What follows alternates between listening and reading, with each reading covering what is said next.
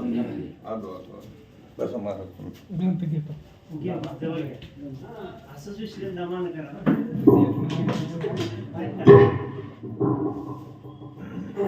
श्री गणेशाय नमः. श्री प्रभुरामचंद्राय नमः. संत संगाता निजमेळी परमार्थ जाय पादहाळी लखडोनी स्वानंद फळी सर्व काळी सफळीत. कथेचा अनुसंधान ग्रंथकर्ते श्री संत एकनाथ महाराज या ठिकाणी सांगतायत. भावार्थ रामायणाची कथा आहे. बघा, रामायणाच्या सुरुवातीला तिघ जण एकत्र आहेत.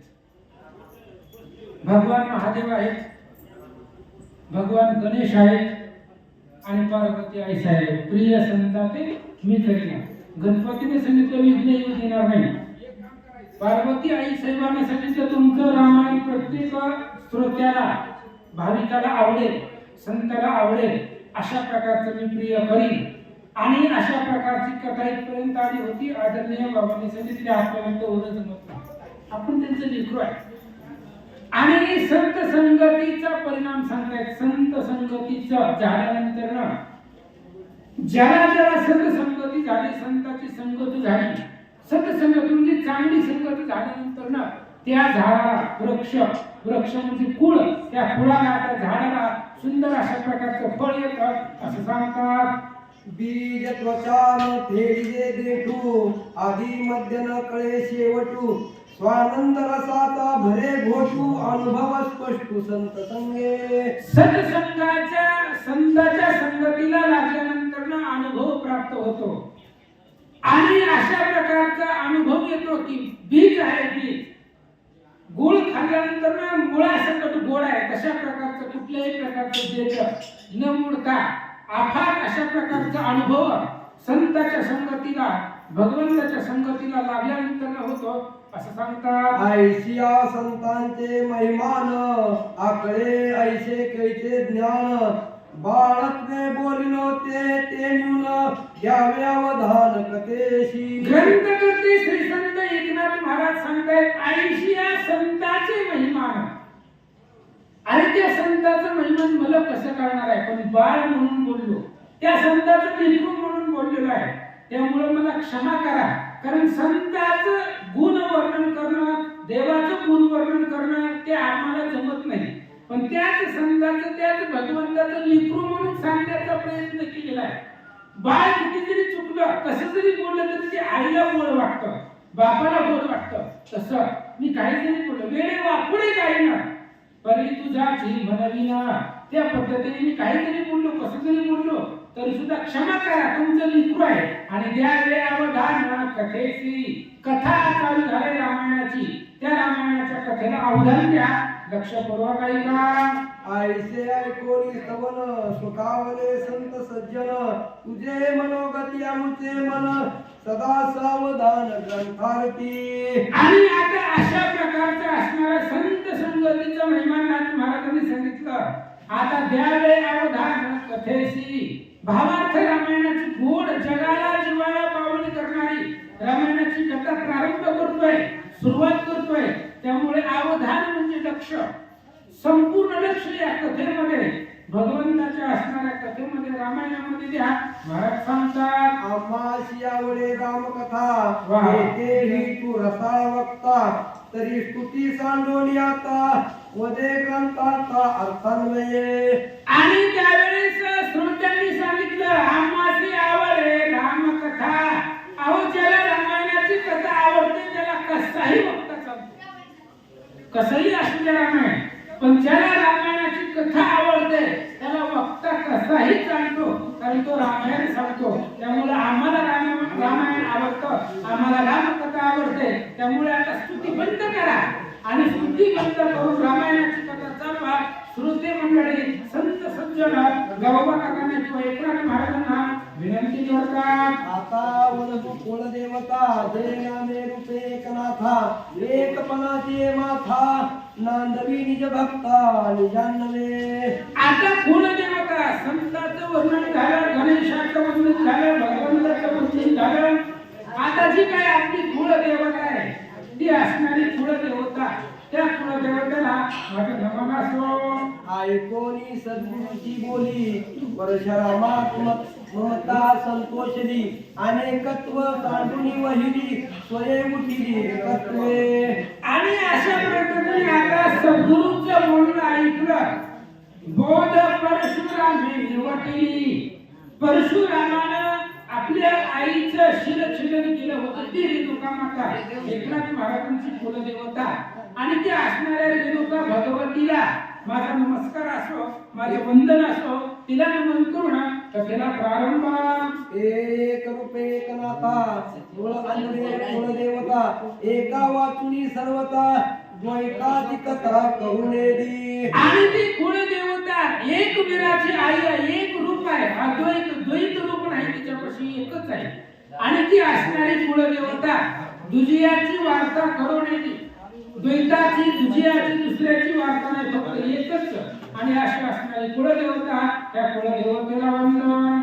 एक पण गणिवनी एक पण मणिनयनी एक बने त्रिभुवनी नांदवी मनवनी कुलदेवता. कुलदेवता का म्हणायचं तिला? त्या रेणुका भगवतीला कुलदेवता का म्हणायचं?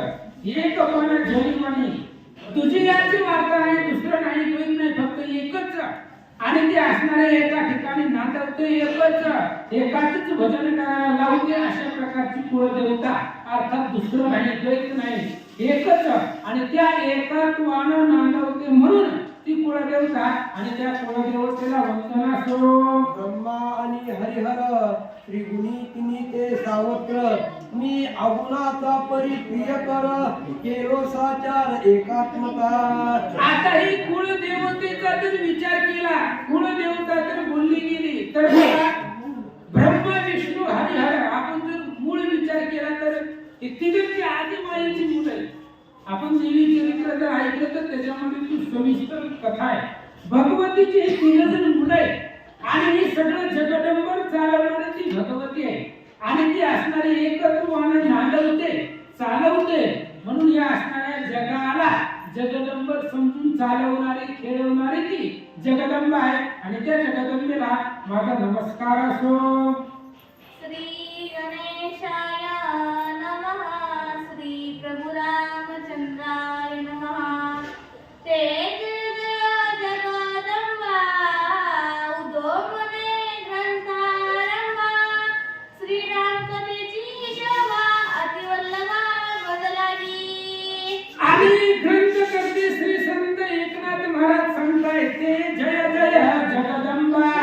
ती जगदंबा आहे, एकत्वानं नांदवते म्हणून ती असणारी कुलदेवता आहे. आणि ती असणारी कुलदेवता उदोमने ग्रंथारंभा.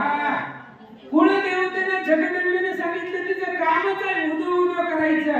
म्हणून आई राजा, अरे तुम्ही फक्त सुरुवात करा. जगदंबेने सांगितलं नाथा तुम्ही फक्त रामायणाची सुरुवात करा. रामायणाची कथा प्रत्येक घरापर्यंत, प्रत्येक व्यक्तीपर्यंत पोहोचवण्याचं काम आम्ही करणार. कोण म्हणते? जगदंबा म्हणताय. ते कथा, ते रामायणाची कथा आम्ही प्रत्येकापर्यंत पोहोचवतो. आणि श्रीराम कथेची शोभा अति वल्लभा मज लागी. वल्लभ या शब्दाचा अर्थ आहे नवरा. राम कथेची आवड माझ्या पतीला आहे. जगदंबा सांगते महादेवाला कथा आवडते. आणि जे नवऱ्याला आवडतं तेच बायकोला बी आवडावं. आणि त्या असणाऱ्या महादेवाला कथा आवडते म्हणून हे असणाऱ्या कथेचा प्रसार, प्रचार प्रत्येकाच्या माध्यमापर्यंत, प्रत्येकापासून प्रत्येकापर्यंत पोहोचवण्याचं काम आम्ही सुद्धा करेल असं जगदंबा नाथांना बोलतात. ते भावार्थ रामायण तुझं परिधान लोपण. न्यून त्यांनी करीन पूर्ण कथा संपूर्ण संपदी. आदिशक्ती जगदंबेने सांगितलं तेची भावार्थ रामायण. तेच भावार्थ रामायण आहे.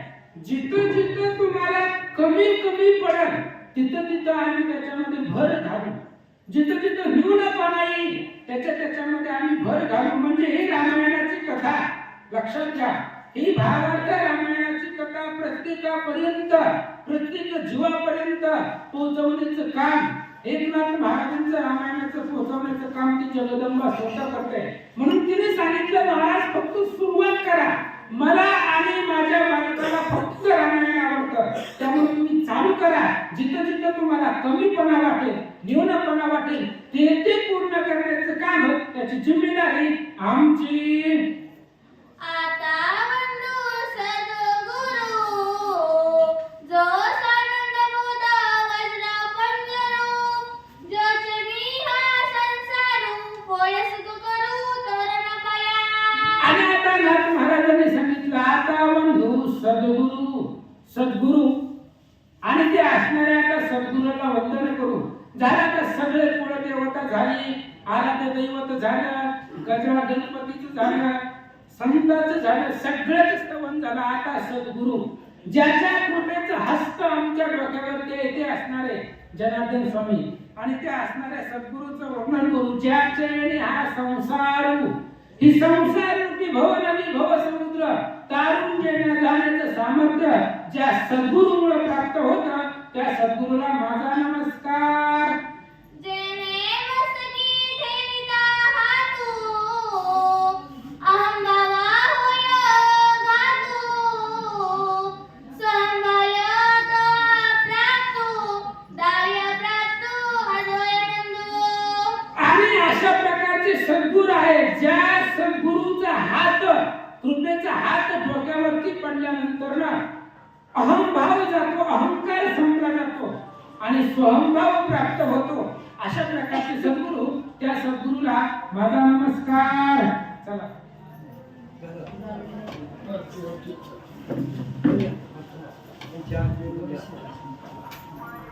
तयारी